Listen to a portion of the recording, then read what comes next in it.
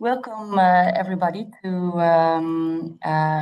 today's webinar on scaling zero liquid discharge in Bangladesh supply chain. My name is Annemiek. I work as Partnerships Manager at Solidaridad. And we are really happy to invite you to today's webinar to speak a little bit about what zero liquid discharge is and how you can potentially what financial models are there to scale this innovative technology in the textile supply chain. I am the facilitator of today's call, of today's meeting, and I will take you through the webinar. Let me see. Here we have the agenda for today. So we will, after a short introduction of our presenters, we will touch upon what are some of the risks when it comes to water management in Bangladesh and what is relevant upcoming legislation related to water in Bangladesh. Then Mr. Rajib from Kingsley, one of the technical partners in this consortia, will explain a little bit about the pilot that we have done and what are what some of the results and challenges that we faced.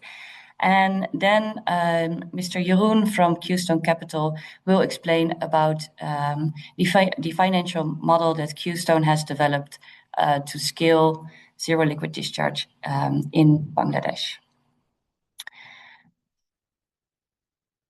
So first, a little bit about this project. So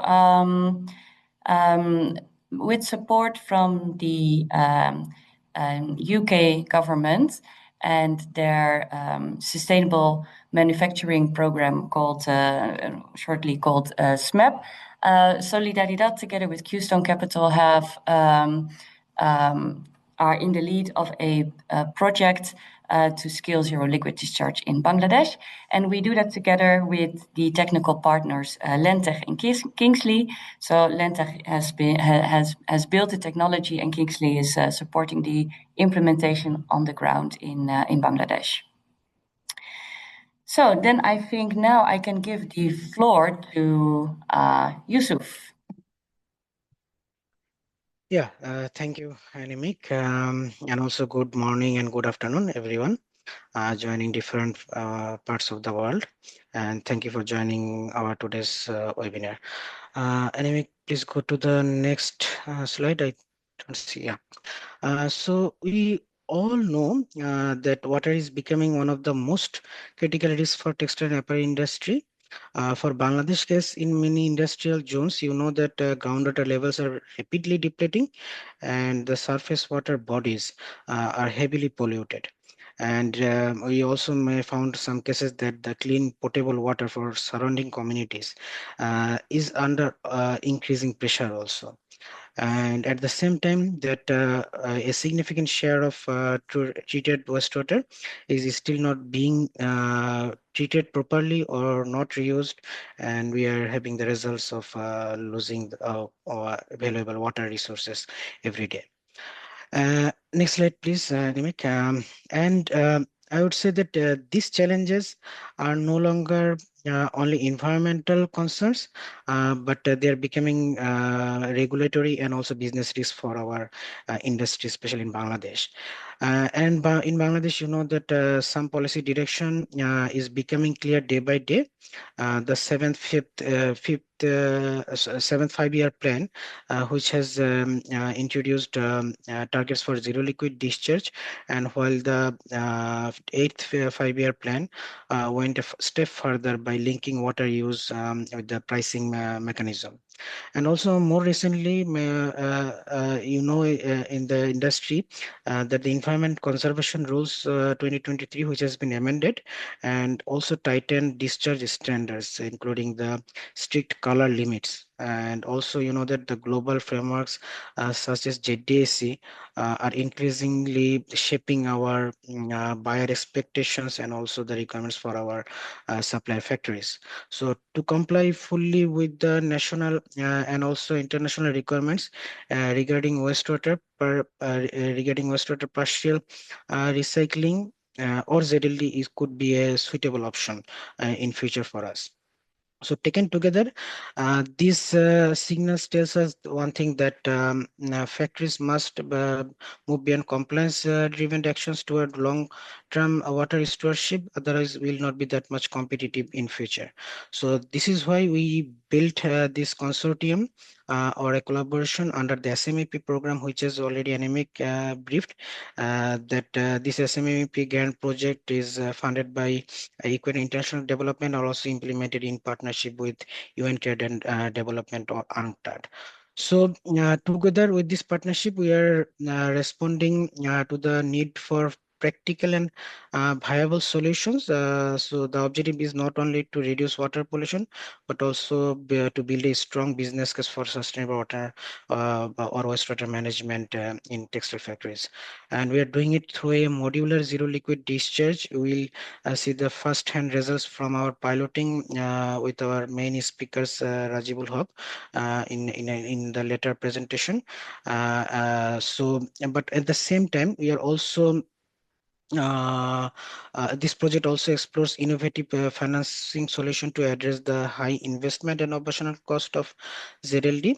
The one approach I would say that proposed like the way that in a small sustainability surcharge at the consumer level at the EU market or American market, which could help create a dedicated funding stream to support our factories in adopting this wastewater recycling technology. This model to link consumers, then brands, investors, and factories through a transparent performance-based financing structure using digital monitoring and verification tools. Factories can generate sustainability credits based on avoided pollution or water recycling performance, which will be briefly discussed or in detail will be discussed by Uran from Houston Capital in the later stage of the presentation.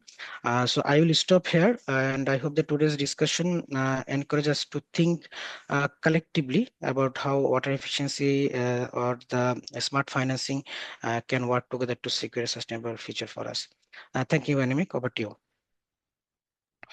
Yeah, thank you so much, Yusuf, for highlighting some of the risks and upcoming legislation in Bangladesh related to water, and also for elaborating a bit further on the project and our objectives. So then I will now give the floor to Mr. Rajib from Houston, from Kingsley. Thank you. Thank you very much, Anamik. Hello, everyone. Thank you for your time. As you know, that this is a pilot plant for wastewater recycling. So it is basically a membrane-based pilot plant, and we also have advanced oxidation system, or specifically electrocoagulation system, to treat or to manage the brine. That means the RO reject and the UF backwash. So from the next slide, we will go to some details on. So now we'll just briefly discuss that what are the challenges of industries regarding the wastewater recycling in Bangladesh. First, in Bangladesh, we don't have sufficient sufficient number of competent person who are competent on wastewater recycling. And definitely there is also a problem that import tax is also very high for wastewater recycling equipment. It is around 40%. Suppose if you want to import membranes, as you all know that in Bangladesh we don't have any membrane manufacturing company, or we want to import good pumps and other instruments. And also another challenge for the industry is there is a high capex and opex for this type of systems. And factory many time what we observe that they lack advisory support from local expert. You know that the recycling system is a bit complex system, and factories continuously need support from the experts or from the suppliers. And in Bangladesh, most of the suppliers are from other countries like European countries or from American countries. So that the factory facing a problem, they cannot get quick support uh, from the suppliers, and there is a heavy, as I already discussed, that yes, there is a heavy dependency on the suppliers. And next, please. And yes, there are some lack of initiatives to the factories. So there are a bit lack of initiative, that when the factory goes to recycling, their cost go up, their GHG emission goes up. So the factory always actually tell that they need some incentive to adopt with this recycling system. And many time the factories also complain that the system they got are not performing as it was promised. So yes, these are the challenges of water recycling regarding the textile wet processing industries in Bangladesh. So yes, in the next slide, uh, we will now discuss a bit about the solutions that what the solutions we have. So first, definitely, we need to optimize our production process to reduce the water consumption. Uh, and yes, and then next is that more water recycling with membrane. Actually, uh, many industry people they think that there might be many other water recycling options, but for the textile industry, membrane is the most economical and suitable options for uh, most of the for water recycling. So for the denim washing, they can recycle even 25 to 30% of water without using membrane. But if they want to recycle more than that, and for the knit dyeing industries, they cannot recycle actually a single drop without membranes. So yes, and definitely another challenge we face that if we use membrane, we have the reject, or we have the brine or the concentrate. That cannot be used in the process. We only can use the permeate to our process. So the amount of concentrate is around uh, 20 to 35 to 40%, depending on the system. So management of this brine is very important. Uh, and yes, we need in Bangladesh, we need cost-effective solutions, not very costly, very sophisticated. We also need to understand the maturity, technical maturity level of the factory people, so that and by considering we should build the system. And yes, it is very important to develop more local experts about water or wastewater recycling in Bangladesh. And yes, continuous after sales service for the suppliers. And next slide, please. Yes, now we will discuss about the industrial segments and their challenges for wastewater recycling. As you can see that we have divided the industries, the wet processing industries, into three categories. The first category is the knit and woven dyeing factory. Mostly they are using reactive dyes, and then it is denim and twill washing factory. Those are basically garment washing factory. Denim washing factory is a bit heavy and using more chemicals, and sweater washing factory is a very light industry, and the water quality is also very good. So the challenges with the knit and woven dyeing factories are that the treated water, even the secondary treated water, after the ETP, we feed the water into the membrane or RO system. So even that ETP treated water will have very high TDS, a bit high COD. High means it will be within the legal parameters, but yes, it is at the higher side, and there will be very high color. So for knit and woven dyeing industry, membrane recycling is quite easy, but the challenging part is to manage the brine or the reject. So for the reject, the conventional technology is to use evaporation, But with this pilot or extended part of this pilot, we will be trying to eliminate the evaporation process and introduce some other processes which will lead to zero liquid discharge without evaporation and will allow more uh, cost-effective solution and recycle of brine. And then come to the denim and tool washing. Those are moderate type wastewater. Color is not an issue there in most of the time. And the capex opex is also moderate, and achieving ZLD is quite easy with multi-membrane brine recovery system. And then sweater washing, that is a very light water, no color, very less COD, very less TDS. They use only detergents, surfactants, and brighteners. So yes, going to ZLD is very easy for this type of factories. So yes, so these are the three industrial segments. And now I would like to brief you about our pilot. So we have a pilot. The capacity of the pilot is 5 cubic meter per hour. It is a field level pilot. With this pilot, we are actually trying uh, to optimize the process and the technologies which should be used in the water recycling process of oven dyeing, knit dyeing, and denim washing factories. So we already successfully completed our first pilot in a oven dyeing factories, the toughest wastewater at Jabir and Jubair. And now we have moved to a bit easier wastewater like a denim washing factories, and definitely would be able to share our result with you all within next 1 month. So this is basically a modular system, and we can shift it. This is within 3 containers. First module contain ultrafiltration system. Second module contain reverse osmosis.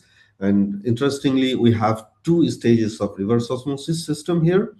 And module 3 is the advanced oxidation system, and it is for the brine management. In next slide, we will be able to clearly see the for which container have which technology. So in ultrafiltration, we have back filter, cartridge filter, and definitely the ultrafilters. It is hollow fiber ultrafilter, and we have those acid dosing, caustic dosing, and other hypochlorite dosing system to clean the hollow fibers or the ultrafilter. And the next reverse osmosis, we have reverse osmosis stage 1 and stage 2, because from the ultrafilter, the water comes to the reverse osmosis. And from the ETP, the water directly come to the ultrafilter. So after the ultrafilter, the water come to the reverse osmosis stage 1 and stage 2. And here also we have some operational bisulfate and antiscaline dosing for the RO unit. And then the RO permeate from both the stages of reverse osmosis, RO1 and RO2, go for the recycling, and the reject from the RO1 and 2 and the backwash of the ultrafilter go to the reject management container. And in the reject management container, we have advanced oxidation system or electrocoagulation system. We have dissolved air flotation system to separate the solid and liquid.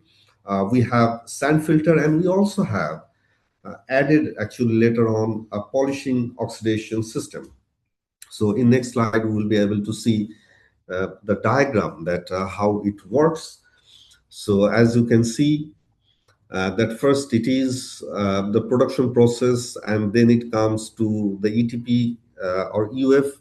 From UF, 5 cubic meter goes to the stage 1 RO, and from the stage 1 RO, as you can see, that we are able to recycle most of the water.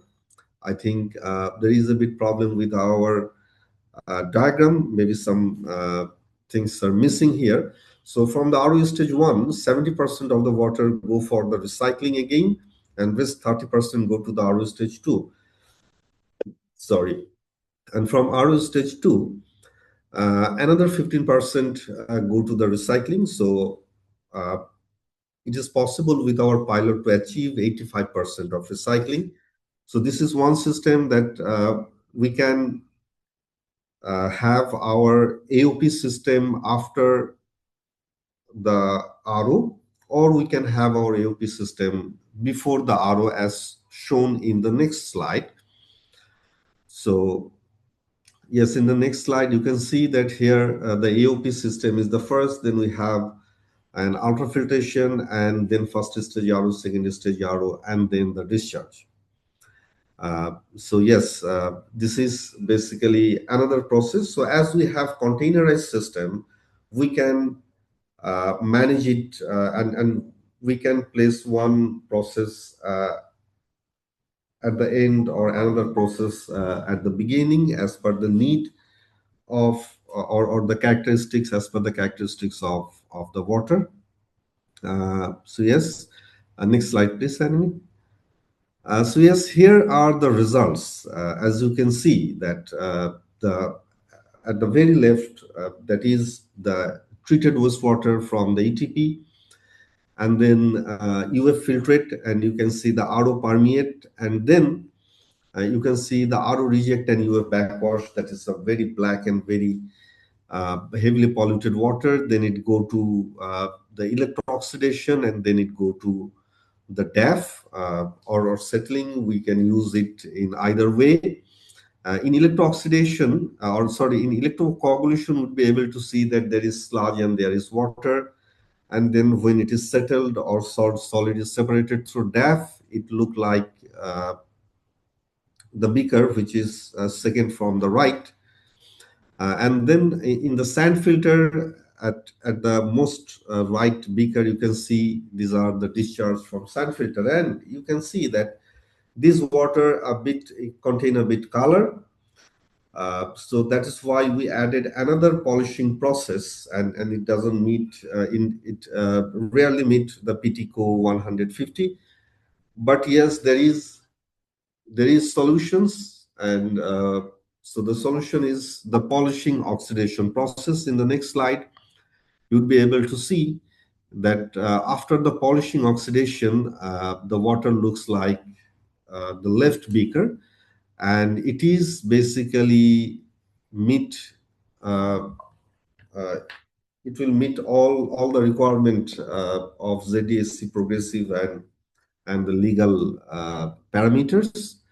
So this is our final result, and you could say that it is a quite successful pilot projects, and but yes, there is a lot of trial and error, and then actually we got the result like the left beaker.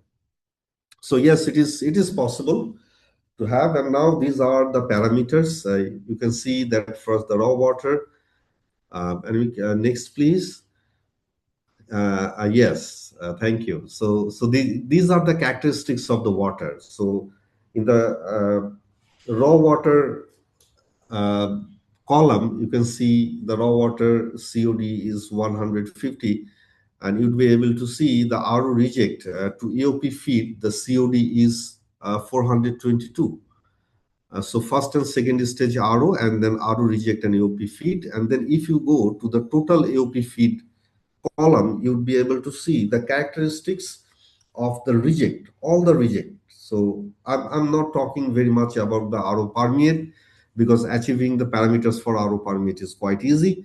The challenging part is to manage the rejects. So these are the characteristics of the rejects. The second column from the right, so you can see the COD is 488. The TDS is around 4,700. And the TDS will remain the same with the AOP processes. As I discussed earlier, two-stage AOP processes. We can comply with the discharge parameter, which will comply with the ZDSC foundational or progressive and the legal parameters. So yes, in the next slide. So I will very briefly I will discuss about the capex and opex. The opex is around USD 1.1 to 2.3 per cubic meter water recycled, depending on the water characteristics and type of industries. Like if it is neat or oven dyeing, the cost will be higher, but if it is sweater washing, the cost will be at the lower side. And the capex is around 3 to 1 million for a 100 cubic meter per hour plant. It is a rough estimation to give you an idea about the processes.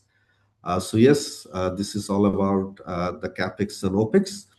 And then what we will do with the pilot. So our project will end at February. So next, our target is to brine management without evaporator, and we will go for piloting for that also. And for the brine concentration management, we will use high pressure RO and multiple membrane to separate brine from the other solutions so that we can get a very pure brine, and which will be used for the dyeing process again. And then we'll have a very little reject, 1% or 2%, that can again go to the AOP for further treatment. And this is how we'd be able to use, you would be able to have a zero liquid discharge system without evaporator. But yes, it is on the pen and paper and on the theory. And we will go for another pilot. This would be basically the extended part of the existing pilot. So yes, I think this is the last slide from my side. So Annemiek, thank you very much for your help. Thank you. Thank you, Mr. Rajib, for taking us through the different steps of the pilot and what we have achieved so far. And we will surely share this slides as well with everybody later on, so you can look maybe a bit further into the detailed information. So then, yes, I would like to give the floor to Jeroen from Qstone. So yeah. There you go. Thank you, Annemiek. Good morning, everybody. Well, I mean, the first part, we heard about the problem, we heard about the technical solution, but there also need to be a financial base for the technical solution. So the basic financial challenge we have seen with textile factories and with the ZLD movement is that there is basically no adequate compensation for textile factories to migrate towards zero liquid discharge. I think the challenge is that textile factories are certainly willing to transition to zero liquid discharge, and there's clearly a need for innovative technologies because that reduces the cost gap between treatment for discharge and treatment for recycling, for reuse. Obviously, treatment for reuse is much more expensive than for discharge, and innovative technology can reduce this cost gap, but that is still not enough. So therefore, fashion brands and textile producers basically struggle both to quantify this gap, but also for textile producers to make long-term financial commitments. Because the structure is and the market habit is that fashion brands close a deal with a factory for 1 or 2 seasons only. So any long-term commitment made by textile factories does not see adequate financial compensation. And that is the challenge, and that is the starting point of our solution. Let's go to the next slide. So we basically see 2 complementary financial mechanisms to enable the textile industry's transition to sustainability. One avenue is that consumers pay a 1% surcharge on their purchases of ready-made garments, where this 1% surcharge would be directly siphoned off at the cash register into a separate vehicle, investment vehicle, in the form of a foundation, which in itself will subsidize textile factories for the cost gap I just referred to in the previous slide. But to do all of this, there also need to be a proof, a measurement, for the financiers, including the end consumers, and I will elaborate on that in a second. But there also need to be a proof that indeed there has been avoidance of water discharged, something similar to the avoidance of CO2 being emitted, what we see in other markets. Let's go to the next slide. Yeah, Jeroen, maybe as a quick a quick question on this. So you have come up with this financial model to sort of create more awareness among consumers and give them the possibility to support this process. So how did you come up with the 1%? Or what is the 1% based on? Yeah, the 1% is based on several calculations we've made of the integral cost of moving towards ZLD. If the exact number is slightly less than 1%, but the 1% is also easy to communicate to consumers. And the 1% in the end could bring for Bangladesh an amount of 700 million per year in the most ideal situation. As a finance to the migration towards ZLD, but also more than that, to basically meet all the ESG objectives, all the sustainable goals. So I think the beauty of the 1%, it is for consumers, a very concrete amount, and it's a very low amount because consumers do not know what exactly the extra cost would be for a migration towards ZLD, but also for a migration towards a full sustainable ESG compliant production of textile. It's just 1%. So it provides consumers with a very transparent way to basically put a number on what it would cost extra to have this migration to not only ZLD, but a full ESG compliant production. And it would also cover, obviously, long-term commitments for the factories to finance this migration. Thank you for that elaboration. Yeah. Let's go to the next slide. So, in some of our research in recent times, also together with Solidaridad, and this was obviously all teamwork. We basically did two surveys in the past, one very recently under guidance of Annemiek, and one previous to that. And these two surveys basically asked consumers if they would, one, if they would be aware of potential pollution effects of textile production, and two, if they would be prepared to pay something extra. And the outcome of both polls was that consumers were willing to do so, and even for an amount of considerably more than 1%. The outcome was about 3 to 4%.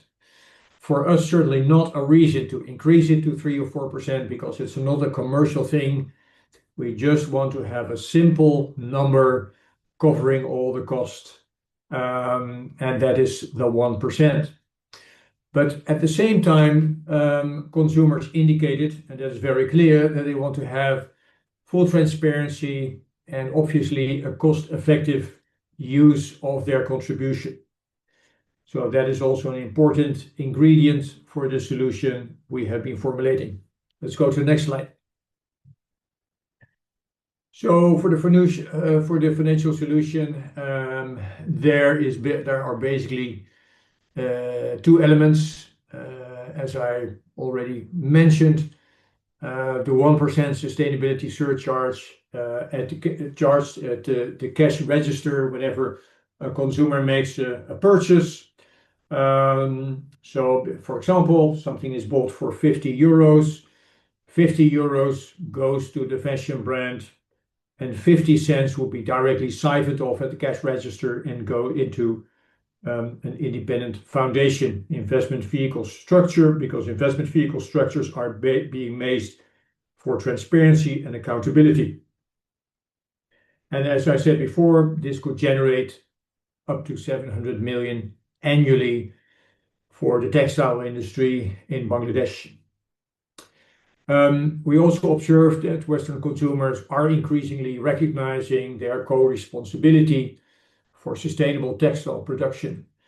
It should not be somewhere hidden in a promise. It should be very clear. It should be very transparent. But consumers recognize that they also have co-responsibility. And again, the 1% is showing that it just costs 1% for them to take this co-responsibility. We have also done some preliminary research where data show that a 1% price increase does not affect purchasing decisions. I think intuitively, and I'm certainly not a fashion specialist, I'm just a financial guy, but if there's an emotional purchase, and I think fashion has emotion in it, then even then so the 1% would not really make a difference. But again, the traceability of the 1%, where is it going, how is it being spent, is very important. Let's go to the next slide. So the 1% surcharge is basically building a bridge from consumers to factories. So the amount being collected will go through a foundation to textile factories. Textile factories have to submit a plan where the plan will be evaluated on financial conditions if the investments are the most effective investments to create zero liquid discharge and later maybe also some other ESG goals. And once that is approved, the foundation would pay the extra amount, the cost difference between treating water for discharge and treating water for reuse. So let's go to the next slide. So the financial solution with the textile factories is that besides the 1% being paid by consumer in the structure I just mentioned, fashion brands could also decide to allocate directly through a structure which I will elaborate upon in the next slide. Let's go there.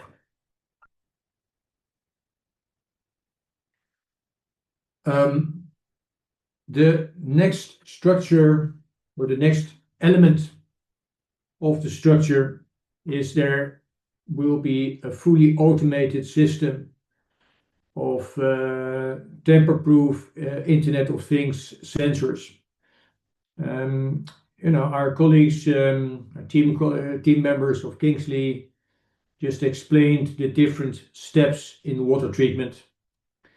And in these different steps of water treatment, sensors can be placed, and these sensors do cross checks, and in combination, these sensors will provide proof that water has been treated for reuse and has not been discharged. These sensor data could be directly uploaded into the cloud, so it's Internet of Things. There is no possibility for tampering by anybody in between. And once it's being collected in the cloud by a program, the program will verify the data and will issue a certificate. And a digital certificate called avoidance of water pollution. It's comparable to a digital certificate being issued for CO2 rights. But this can be based on an innovative technology called blockchain. It cannot be tampered with, and these digital certificates can provide or will provide a value. In the end, the value of these digital certificates will be equivalent to the cost of treating water for reuse. So these digital certificates will be automatically issued by this system.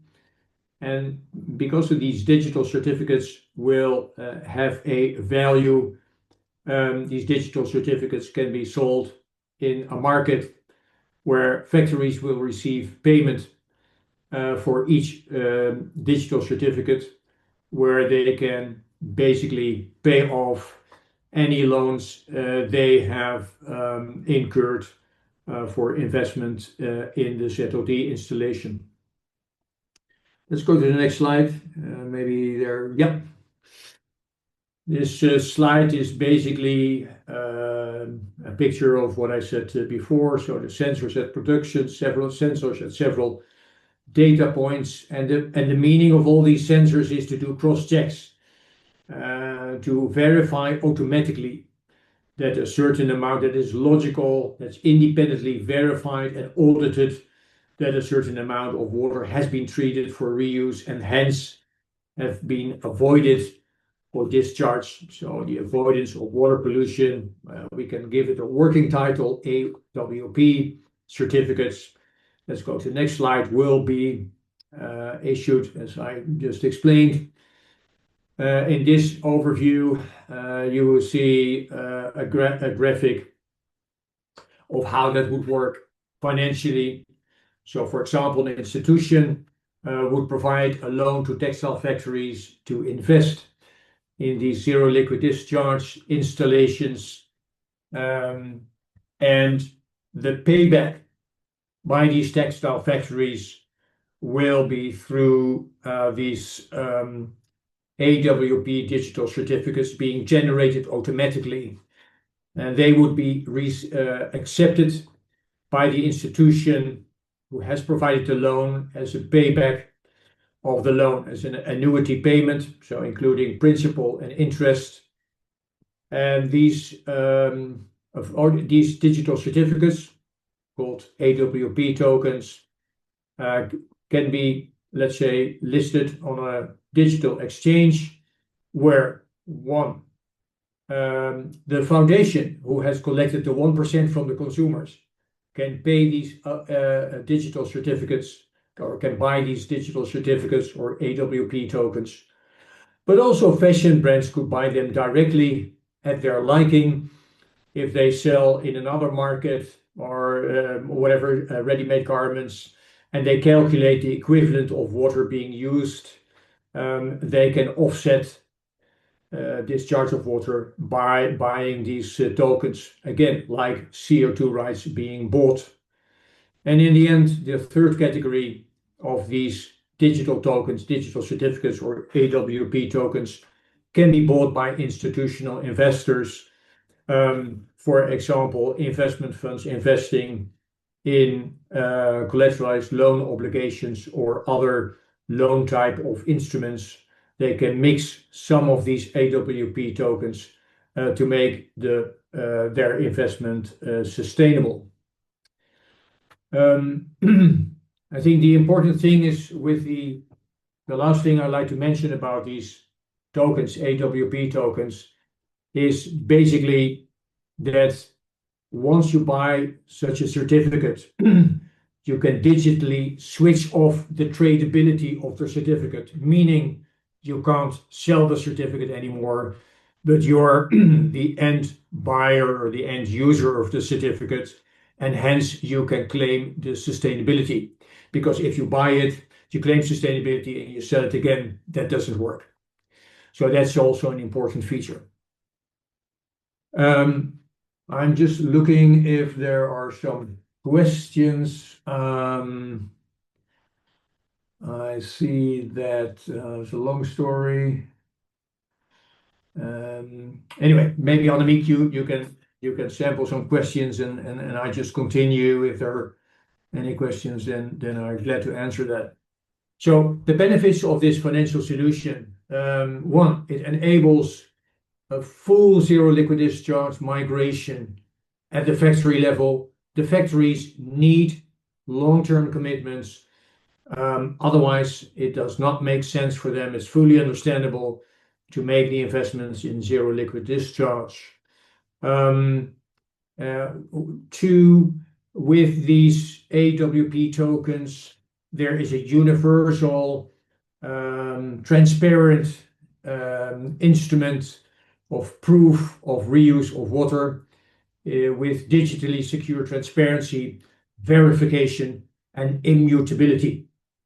That is very important. If you make a claim about sustainability, if you make a claim about zero liquid discharge, the claim needs to be solid, it needs to be audited, it needs to be verified. This way, that will be done with a digital certificate. 3, it allows institutional investors or multilateral financial organizations to basically kickstart the mechanism by providing a loan to factories and accepting these digital certificates as payback. And basically, this creates a tool for a universal solution for the migration by textile factories towards zero liquid discharge. It provides the consumers, fashion brands, but also sustainable investors with a single universal instrument to credibly claim sustainability. And this might, in the end, go beyond water. It might also cover other dimensions of sustainability. And this also might cover, obviously, other countries than Bangladesh. But we're proud and happy that Bangladesh could be the first one, even when we get the next stage of this project. And then hopefully with a solid international financial institution to basically kickstart this process. Point number 5 is also important. This solution does not interfere with the current way factories and fashion brands are doing business with each other. There should be no interference in that. But at the same time, there should be a way where that process can continue. But at the same time, factories will get an assurance through this tradability of these digital tokens that their investment in zero liquid discharge will pay off. So basically, fashion brands will keep their existing short-term negotiation power and sourcing flexibility while still accessing a robust sustainability claim, because they can also buy these tokens directly besides the consumers who have provided the 1%. And even if the 1% is not immediately introduced, there are still ways for buyers in this market, being fashion brands and institutions. Let's go to the next slide, if maybe. Yeah. I think it's very important. With whatever solution, there needs to be an alignment of interest. We need to look around the table, what are the interests of fashion brands, of factories, of Bangladesh as a country, of consumers, and of all people like ourselves involved in this project. And also thanks to our current funders, co-funders, main funders through SMEP. Without them, we would not have been here. And it's all teamwork. So the benefit to all, the alignment of interest is very important. We feel that with this solution, the interest of fashion brands are being served. The interests of the government of Bangladesh are being served because obviously they want to take care of well-being of all, including the environment. And the beauty of this system is it's not the Bangladesh people who will pay for it. It is the end consumer, the export market, who is paying for it. And that same applies to the Bangladesh society. So the factory workers, it will also improve their situation. It will improve the position of textile factories because they'll get financial backing. And it will help retail buyers to have a concrete and independent and transparent way to contribute to sustainability. I think this was my last slide, Annemiek, but I'm not sure. I need help. Yeah, that's it. Thank you. Yeah, thanks so much, Jeroen. And maybe I will go to the questions or the Q&A to see if there's some questions that you can already answer. So let me start. Oh, so there somebody asked to clarify this. The 1% is the 1% of FOB or of the retail price, and I think you meant the retail price, right? Yeah. Yeah, it's the retail price. Yeah. Yeah, exactly. Okay, so then the 1%, does it only concern items produced in Bangladesh? So in your calculation, can you elaborate whether that was like linked to the production in a certain country or? Well, in the end, it's country agnostic, the calculation, because the calculation is based on what additional innovative technologies are being needed for a factory to invest in order to produce zero liquid discharge. So it's a technical question. It's mostly the cost of equipment, the cost of operational costs, and maybe labor is part of the operational cost. But the bottom line is the 1% will cover migration to ZLD in basically any country, any textile producing country. It's not really specifically dependent on Bangladesh. And we need to have a universal number, and this is a universal number applying to all types of production locations besides Bangladesh. Great. Okay, thank you so much, Jeroen. Then there is also a question regarding the consumer surveys. So when you say a clear majority of the consumers, could you quantify this perhaps? And which regions did the survey focus on? Yeah, I think we can maybe answer this jointly. Yeah, good one. Yeah, I think that so. I think the survey was indeed focused on Europe. That's the first thing, and a clear majority. Yeah, so based on the survey outcomes, I can't remember the exact number of surveys that were filled out, but maybe we can look that up later and still provide that information by email. But I think the most important outcome is that we do believe that consumers are willing to pay for sustainability. So Jeroen, do you want to add something to that? We let's say for the first survey we did this Qstone, I think 1.5, 2 years ago. Ruxar, correct me if I'm wrong. Ruxar is the other person of the team of Qstone who worked on this very hard. It has been about 1,000 of respondents we asked, and they were mostly located in Europe, Ruxar? Yeah, they were located in Europe and also Australia. Yeah, so it was, I mean, if you really want to do this even more thorough, then maybe you want to have a sample of 50,000 or 25,000, whatever. But I think the beauty of it is because the sample you sent out, Annemiek, was totally independent from what we did previously, and it confirmed it was both in line with each other. So I would be extremely surprised if something came out of it. But as I said, our survey said about 3 to 4% people are willing to pay extra. So that's well beyond the 1%. So that made us concluding 1% is certainly not an impediment. Thanks, Jeroen. Then I think we have a question for Mr. Rajib, which is more focused on the technical part. So, Mr. Rajib, are you still there? Yes. Okay. Yes, Great. So the question is, I saw that the pH is neutralized from 11 to 7 immediately after the raw stage.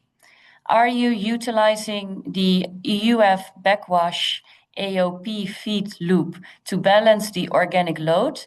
And does the high BOD5 in the backwash stream impact in the fouling index of the UF membranes over time? Yes, definitely. For UF backwash, the UF backwash stream will directly go to the electrocoagulation and further polishing oxidation process. And actually, when we backwash UF, we backwash the UF with the UF filtered water. Definitely, we know that there is a lot of BOD5, the BOD5 level, but the BOD5 level will be less than 30 in the UF backwash water. But the UF backwash water will contain a lot of TSS also there. So yes, so this small amount of BOD5 will not adversely impact the fouling of the UF. And as we all know that UF is a very hard material. We use hollow fiber UF, which are made of PVDF, and PVDF is very hard. Even you can two actually person in either side and cannot tear off the hollow fiber membrane. How strong it is, and we always use acids and caustics. The pH are very high for the caustic, like 12 or 13, and we do acid wash, it comes down to 3 or 4 or even 2.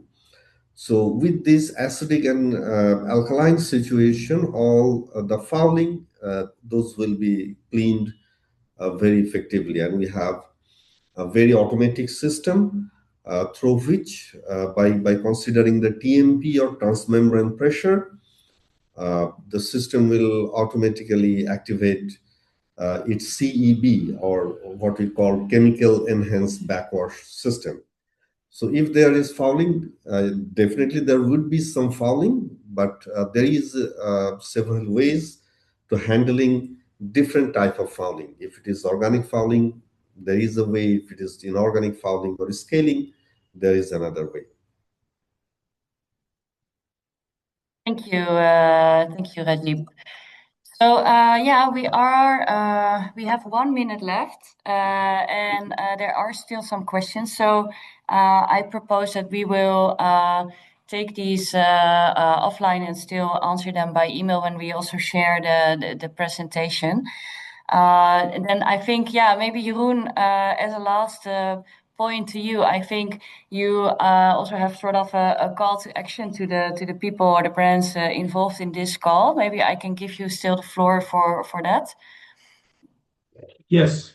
I mean, the call for action is basically inviting fashion brands to basically further discuss this, but also to invite one or two major financial institutions where I think it is really an opportunity to make a breakthrough step in financing sustainability, because we're living in an age where there's a lot of innovation also in the financial markets. And the innovation I refer to is based on a technology which is getting, really accepted, getting traction. So this is quite unique moment in time where all the efforts we have done as a consortium, with the strong support of SMEP, that let's keep the momentum here. And I strongly invite the financial institutions as well as the fashion brands. Let's sit around the table and let's make this happen. I think it's quite a unique opportunity, and I look forward to continue this process together with all of you. Thank you. Great, thank you so much. We will make sure that after this presentation, after this webinar, we will send the presentation to everybody, including our contact details to hopefully, continue the conversation with some of you in this call. So then let me stop sharing my screen, and thank you everybody for joining our meeting, and I still wish you a good rest of the day.